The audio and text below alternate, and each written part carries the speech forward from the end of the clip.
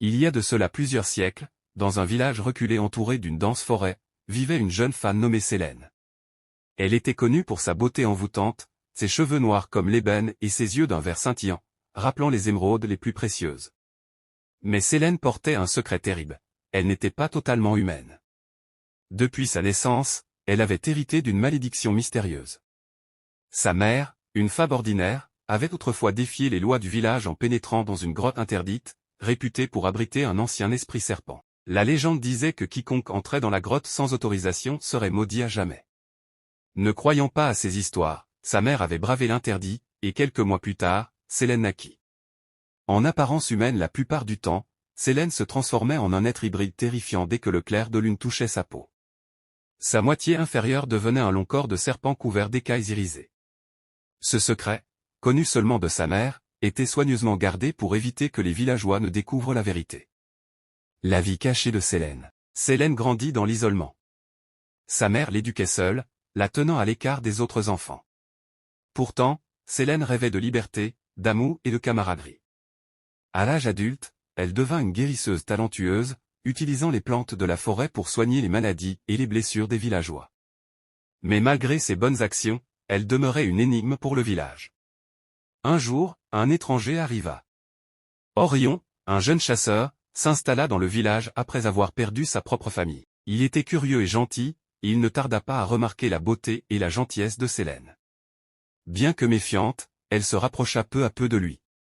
Il était le premier à ne pas la juger pour son mode de vie solitaire. Orion et Sélène tombèrent amoureux. Mais la malédiction de Sélène rendait leur union impossible.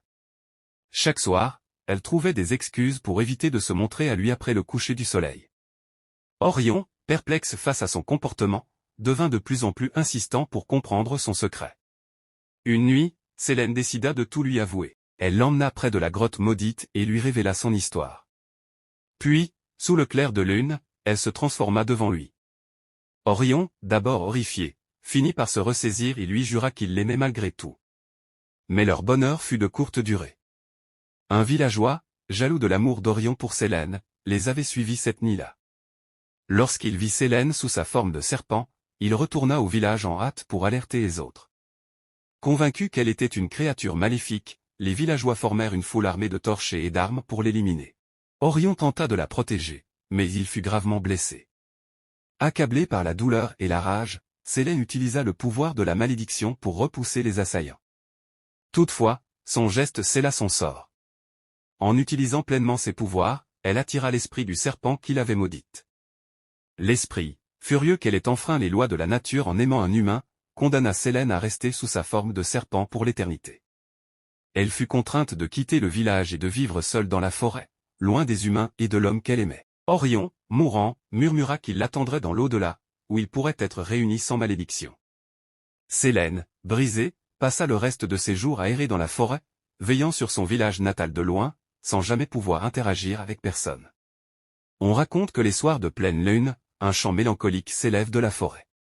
Certains disent que c'est le chant de Sélène, pleurant son amour perdu et son humanité volée. La grotte maudite reste interdite à ce jour, et les villageois continuent de chuchoter son histoire, comme un avertissement sur les conséquences de défier le surnaturel. Ainsi s'achève l'histoire de Sélène, une femme serpent, prisonnière d'une malédiction et d'un amour tragique, dont l'écho résonne encore dans les cœurs des vivants.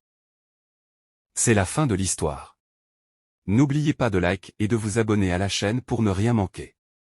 À la prochaine.